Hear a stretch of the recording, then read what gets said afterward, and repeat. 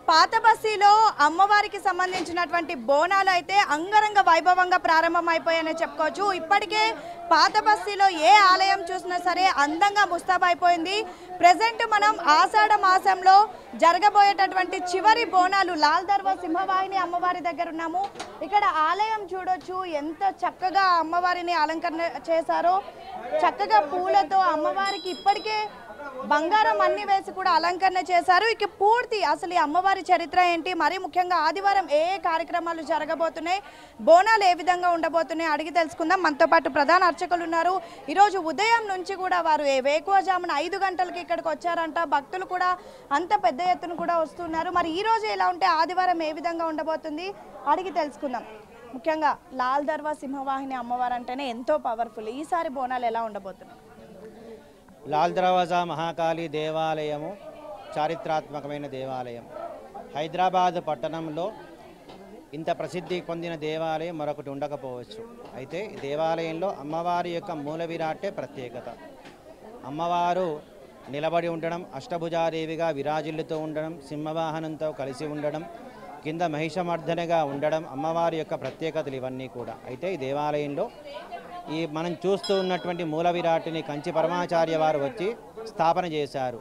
అప్పటిదాకా దేవాలయంలో జంతుబలి జరుగుతూ ఉండేది. అయితే స్వామివారు స్థాపన చేసి జంతుబలి వద్దు, అమ్మవారికి దానికి ప్రత్యామ్నాయంగా కుంకుమార్చనలు, చండీ హవనం చేయండి, అమ్మవారు అన్ని విధాలుగా మీకు అనుగ్రహిస్తుందని చెప్పి వారు చెప్పారు. కనుక వారి మాటని పూర్తిగా విశ్వసించిన వాళ్ళందరూ కూడా ఇప్పటి వరకు కూడా అమ్మవారిని అదేవిధంగా పూజిస్తూ వస్తూ ఉన్నారు.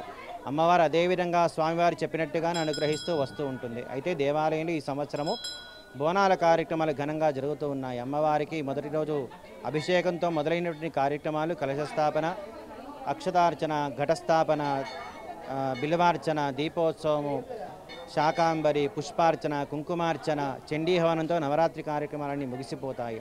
నవరాత్రులు అయిన తర్వాత 10వ రోజు ఉదయాన్నే అమ్మవారికి ఆదివారం ఉదయము అభిషేకం చేయడము, తర్వాత భక్తులందరూ కూడా అధిక సంఖ్యలో పాల్గొని అమ్మవారికి బోనాలు సమర్పణ చేయడం జరుగుతూ ఉంటుంది.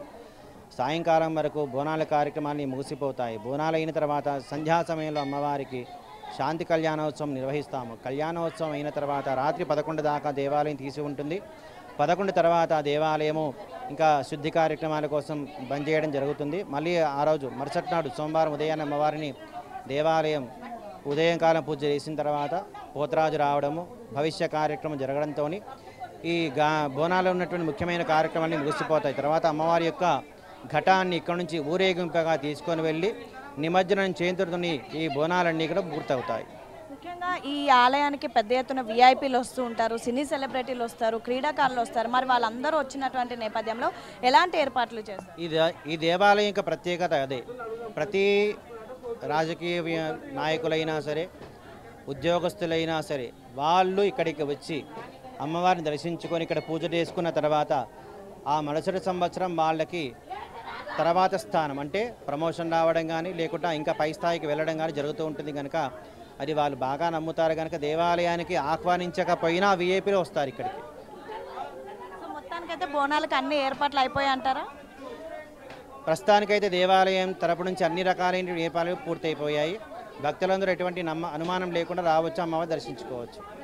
సో మొత్తానికి చూడొచ్చు, ముఖ్యంగా లాల్ దర్వాజ్లో ఉన్నటువంటి సింహవాహిని అమ్మవారి ప్రత్యేకత ఏంటంటే మనం ఏ ఆలయంలో చూసినా విజయవాడ కనకదుర్గమ్మ అయినా కానివ్వండి, జోగులాంబ కానివ్వండి, ప్రతి ఒక్క ఆలయంలో మన హైదరాబాద్లో ఉన్నటువంటి ఉజ్జయిని మహంకాళి అమ్మవారు, గోల్కొండలో జగదాంబిక అమ్మవారు, బల్కంపేటలో ఎల్లమ్మ తల్లి, వీళ్ళంతా కూడా కూర్చొని ఉంటారు. కానీ ఇక్కడ మాత్రం అమ్మవారు చక్కగా నిల్చొని కింద సింహం పైన నిల్చున్నటువంటి అమ్మవారిగా 8 చేతులతో అంటే అష్టహర్షాలుగా కూడా అమ్మవారు కనిపిస్తూ ఉంటారు. ఇక ఈ ఆలయానికి వచ్చి ఏం మొక్కుకున్నా కూడా జరుగుతుంది అంటూ ప్రతి ఒక్కరూ భావిస్తారు. ఈ తరుణంలోనే పెద్ద ఎత్తున సినీ సెలబ్రిటీలు కానివ్వండి, రాజకీయ నాయకులు కానివ్వండి, క్రీడాకారులు కానివ్వండి పెద్ద ఎత్తున ఆలయానికి వస్తూ ఉంటారు. అంతే పెద్ద ఎత్తున ఓల్డ్ సిటీలో కూడా అమ్మవారికి ఎంతోమంది భక్తులు వచ్చి ఇక్కడ బోనాలను సమర్పించుకుంటూ ఉంటారు. మొత్తానికైతే భాగ్యనగరంలో ఆషాఢ మాసంలో మొదలైనటువంటి గోల్కొండ జగదాంబిక అమ్మవారితో మొదలైనటువంటి బోనాల కార్యక్రమం ప్రస్తుతం మనం ఉన్నటువంటి ఓల్డ్ సిటీ లాల్ దర్వా సింహవాహిని